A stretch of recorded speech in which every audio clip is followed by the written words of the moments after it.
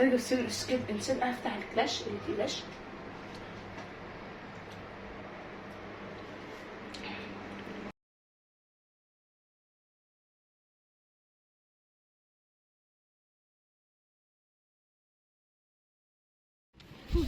اللهم صل على النبي.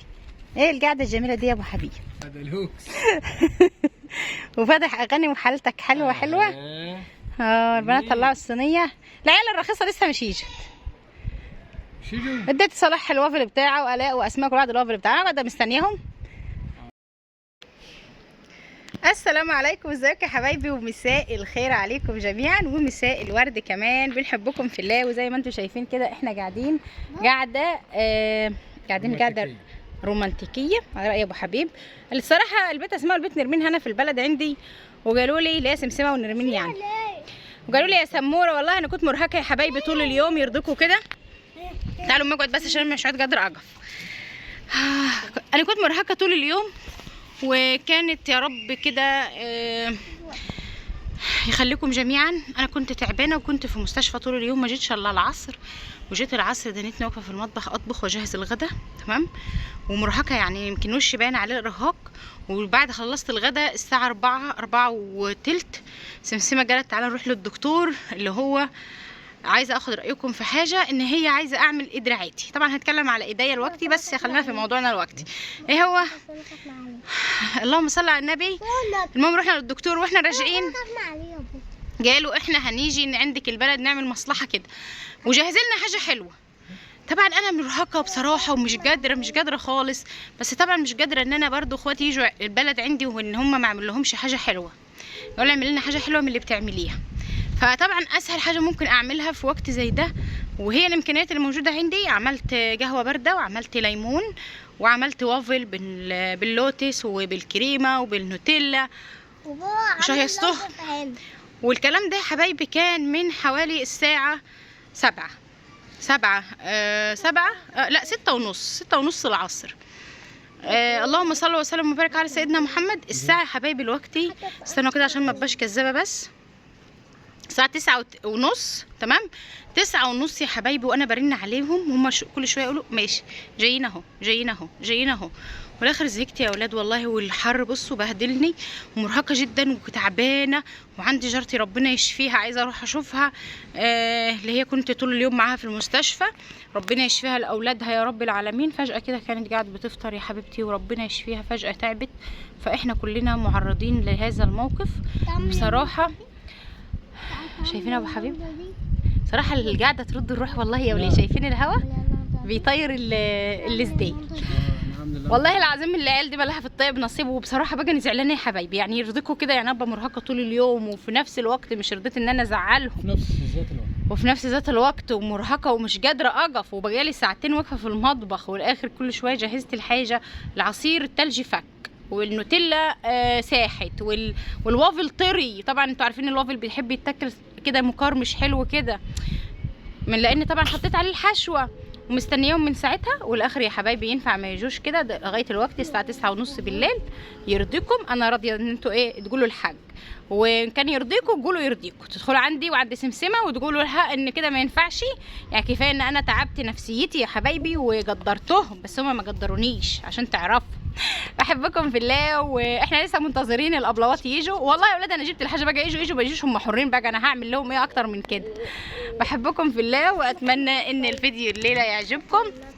نعمل مع بعض سهره حلوه باذن الله تعالى، واتمنى ان هي تنول رضاكم. والموضوع اللي احنا هنتكلم عليه يا ست ام صلاح هو ايه؟ بس يا حبه لو سمحت، بصراحه يا حبايبي انا ايدي، شايفين ايدي دي من هنا كده تمام، من تحت يعني من المكان ده عندي دهون جامده وترهلات. فبصراحه دايما بتضايقني في اللبس، ودايما بتضايقني في كل حاجه، يعني بالذات اللبس اي عبايه حلوه تكون عجباني الاقي من هنا كده مضايقاني، من هنا مضايقاني. ويمكن انتوا بتلاحظوا في الفيديوهات ان المكان ده عندي عريض جدا ومش لطيف كده. المهم سمسمه قالت في دكتور بينحت الاماكن ديت وتعالى نروح نشوفه ومش عارفه ايه وكده. بصراحه انا اول مره في حياتي اروح لدكتور تخسيس او دكتور رجيم. انا بتكلم دلوقتي في موضوع مهم. اصبروا كده شويه ما اخلص عشان دراعي وجعني من الوقف من مسكه التليفون. المهم يا حبايبي، انا بصراحه اول مره اروح تمام لدكتور رجيم او دكتور دايت او الكلام ده. انا مش رايحه لدايت ولا رجيم، انا رايحه ان هو يشيل المكان ده. شايفين ده يا حبايبي؟ شفتوا ده كلها دهون وترهلات عندي. فلاني طبعا بدخن وبخس وبدخن وبخس طول حياتي، انا اصلا كده بخس وبدخن. فطبعا رحت عشان نوين حتى. وبعدين لقيته بقى بيقول لي يا حبايبي ايه ده هتتشفط. وبعدين ايه طب الشفط ماشي، ام شفطه واخته شفطه على رأي محمد هنيدي، امه شفطه واخته شفطه يبقى لازم تشفطي. الشفط ماشي. لقيته بيقول لي ده في جرح بقى يا حبايبي منين؟ شايفين من هنا عند الكوع ده لهنا كده، والجرح ده هيفضل علامه كده في ايدي. قلت لا طبعا ولا عمري. طبعا هفصل عشان الاذان، وبحبكم في الله حبايبي. زي ما انتم شايفين انا فصلت عشان خاطر الاذان، واللهم صل وسلم وبارك على سيدنا محمد. ابو حبيب وحبيب كده كانوا بيلعبوا شويه، وطبعا ادعوا لحبيب بالشفاء. حبيب اصلا تعبان، الكلام ده كان ليله ما حبيب تعب، هو كان تعبان بس مش قوي يعني. وطبعا هنا كده كانوا الابلوات لسه جايين، ابله اسماء والابله نرمين، يا حلاوه عليهم جايين يضحكوا جيل. شايفين يعني عيال مش عندها اي ريحه الدم، وحياه ربنا يا ولاد انا كنت متغاظه قوي منهم من عملهم السود. بحبكم في الله، وتابعوا معانا الفيديو، واتمنى ان الفيديو يعجبكم ونكون خفاف على قلوبكم. بحبكم جدا جدا. معاكم سموره العمده، ويا ريت ما تنسوش اللايك فضلا منكم وليس امرا.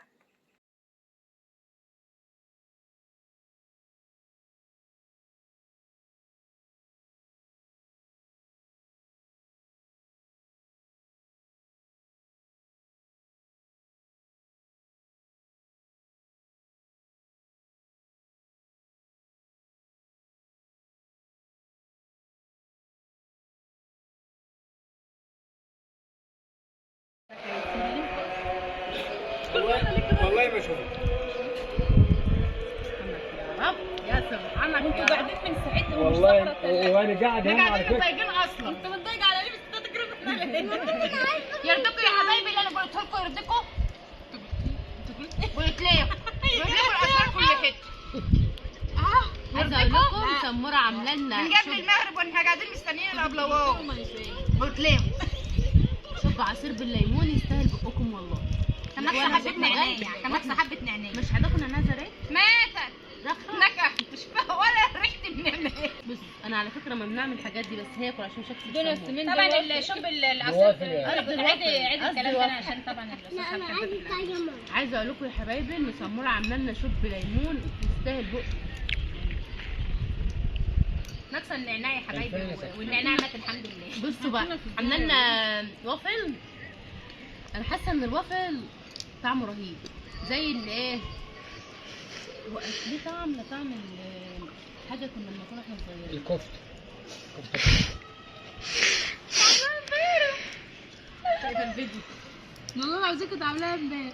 كان في انا سكينه. لا ايه عشان الوافل لا عشان يقطع عليك الباتون ده. ابو حبيب لقى لها باتوندايه يا ولاد. بصي يا ولاد كده انا ممنوعه من الحاجات دي على فكره ماشي. هي انا اجت يا ولاد. مش حبيت اكشف سك. قولي له انت بتجيبي في الميه من ساعتها؟ متى نشرب الله. المقصه قطع حدانه وهي راحت تجيب من الحنفيه بتاعت ابوك اسماعيل بتاع الشارع. تسلم ايديكي يا سموره. حلوه الوافل باللوتس يا اسماء، حلوه يا نرمين. دور على السكينه. طبعا زي ما انتم شفتوا برده في الاول الفيديو انا كنت عامله بالنوتيلا والايس كريم. مره صحوا يا حبايبي من كتر ما الاستنزار. سد وراه 3 ساعات استنزار ونص. حلو احنا بنحب اللوتس. والاخر وزعت العيال ساحوا واعمل ايه؟ ساحوا ايس كريم ساحوا النوتيلا ساحوا. انا مش العيال اللي كلوهم كاننا كلناهم، ما احنا كلنا برضك اهو. كنت عامله اكل ايس كريم، كنت عايزه اشوف الصينيه كامله مكمله. الله والله الواحد كان مستني الكوبايه دي. تشوفها على الانستا انا بقى. عاملاها خفيفه يا اسماء، مش حاطه لك فيها لبن، مش تخنك بالليل. عاملاها من غير لبن ومش عايزه اكتر ولا ايه التوفيق. انا عامله دايت. فطبعا يا حبايبي اكمل لكم نفس القصه. انا عامله دايت. طبعا زي ما قلت لكم احنا كنا فين؟ احنا كنا عند الدكتور. طبعا هتشوفوا الفيديو عند قناه سمسمه العمده. فيديو على قناه سمسمه العمده يا حبايبي. استنى يا حبه لما تخلص كلام. دي بتاعتنا؟ اه فطبعا زي ما قلت لكم احنا كنا عند الدكتور والفيديو هتشوفوه على قناه سمسمه العمده. ولا فانتوا رايكم يا ولاد؟ بتاع دي ساعة ما شافتني طالعة على السطح يا جماعه توجع. شوف يا سبحان لا الله. واحدة لا سيبوها وهاتوا نصها لا نرمي نصها لا لا لا لا يبقى بتاعتي ناكل بس اللي بتاعتي. هي مش فاهمه ايه.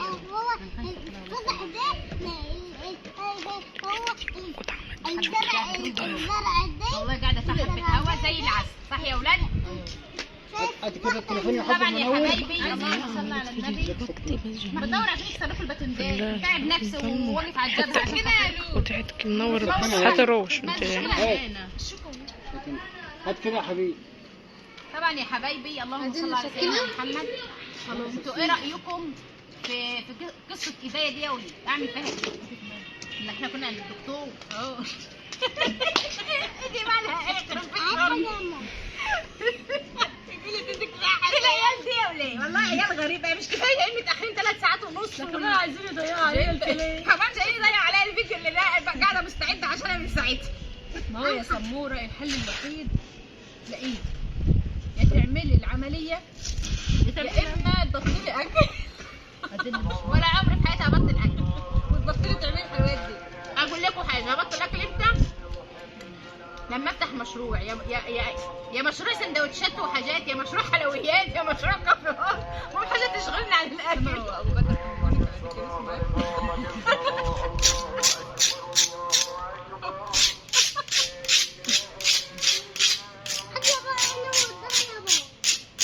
كان طبعا يا حبايبي الاكل دي متعه الحياه يا حبايبي.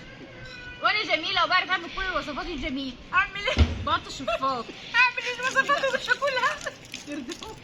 يرضيكم اعملي الوصفات وبعدين وبعد ما ماشي ما لازم ادور. وانت هتتخيل وانا خايفه عليه. ما انتش تروحي للدكتور احمد انور كده خالص. خش عند سمسمه وشوف الفيديو عشان اللي عايز يروح. اللي عايز يا ولادي يروح. كده دي زادة هتجيب لي المرة. مش عايزه اللي بتاعتك مش راجل جديد. مين صدقني محمد؟ اللي صدقك على فكره مفيش احسن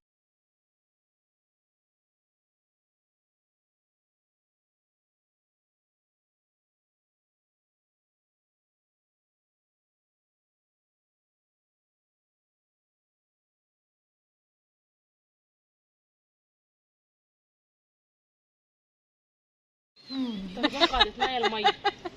صور اللي بتاع. دي الباتون ده يا ولاد ام الفواكه. ان شاء الله ده فيديو مبروك. لسه عاملين ماشي طارين وجايين.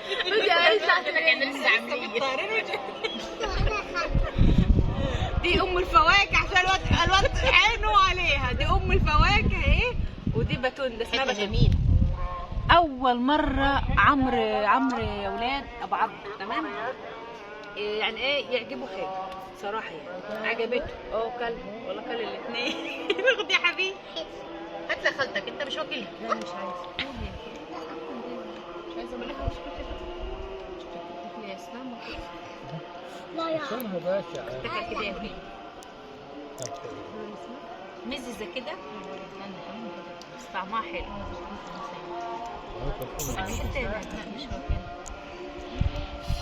بشرت كده تليفون ايه؟ ايه هات ورق. لا يا حمد. هات ورقك يا عم. الواحده من دي بيه يا محمد كل ب 300 جنيه. في منها اصلا في الاماكن اللي احنا فيها دي. انت فين ليه؟ والله من المسحيه. تاكل بصبعك يا اسماء؟ والله من المسحيه. اليوتيوبر سمسمه بتاكل بصباعها؟ والله من المسحيه. هسيبها كده. اليوتيوبر سمسمه سعد السعيد. بص ما تحذفيش. مش هحذف تحذفها ليه؟ بص. احنا على طبيعتنا. يا بنت لسه فاحت. لسه فيها ايه؟ بصي يا اسماء كده اهو. الحتاب سنين. هاتيها. حبيب بتف ليه؟ حبيب كل يا حب. يا ابو حبيب يا غالي والله العظيم طعمها روعه.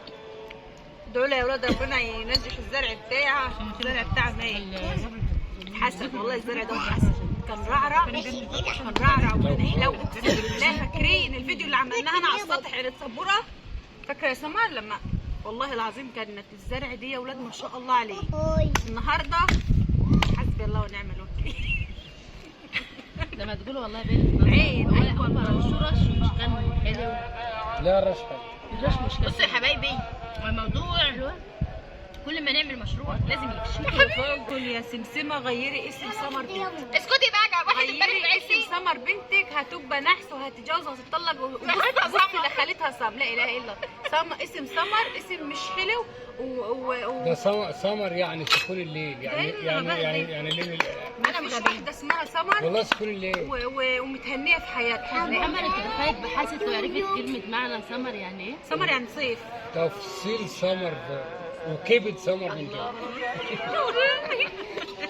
والمصران اللي عليه جاب كبدك من جوه. محرجه يا ولاد، جاب كبدك من جوه. محرجه يا ولاد. لا واحد دخل لي امبارح ولا واحده بتقول لي ايه، اسم سمر وحش واسم اسماء وحش ونرمين وحش. لا واسم الاء يجيب المرض. يا حسين يا لولو يعني انتوا بنات. تاني قلت لها مرض ما يمرضك وقومت عامله لها حظر. والله العظيم قلت لها كده يا ولاد وانا حاسفاها. الاء بقى لا وبأي آلاء ربكما تكذبان. طب ذكرت في ده. بحب الآية دي وبحب الصورة دي حب والله العظيم بحبها. جيتها سعد اللي مسماها لا لما امسك المصحف لازم طب دي صورته ايه؟ سورة الرحمن. فبأي آلاء ربكم وأسماء بنت أبي بكر الصديق. اسم الله الحسنى. لا إله إلا الله لا حول ولا. انتوا كده شككتونا في أمر كده هنطلع من اليوتيوب. نرمين بقى من جاي في الموضوع. نرمين دي مش لاقي ونرمين. طب ونرمين أخبار إيه؟ وحبيب. ده احنا أسامينا كلها أسامي اشوف رقيقة. لك كمان. لان الاسامي دي يا حبايبي، الاسامي دي هنتحاسب عليها يوم القيامه. أمال إيه؟ والله كل واحد هيتحاسب على اسماء اولاده يا حبايبي. سميت ابنك ايه وسميته من الاسلام ولا لا، وسميته اسم، لان الاسم الوحش بيخلي صاحبه يعني بيكون سبب. لا الاسم الوحش يعني لما تسمي اسم ابنك مش حلو ربنا بيحاسبك. الأسامي ليه؟ الاسامي بتؤجري عليها. الأسامي يا أولاد متسمية والله من بصوا من قبل ما الإنسان أصلا يتولد. هي كانت لسه واجعه يا ابو حبيب. هي دي كانت وجعت وجع ما عاد استواءها. قامت واجعه سبحان الله العظيم. وجعت واحنا قاعدين. ممكن يبقوا انتوا اللي في ربنا. لا مفيش حاجه. ما هيقع في الصف. ما ممكن تطير من الهواء. والله بتطير من الهواء خفيفة. هي دي نصيبها ان هي تقع يا اولاد واحنا قاعدين. سبحان الله ولا حول ولا قوه الا بالله. هيرعرع تاني. بس انت يا سمر. بس انت يا سمر. المانجا ناموا على السطح. ريحه المانجا روعه. كل الروايح في الحته يا نرمين تيجي تاكلها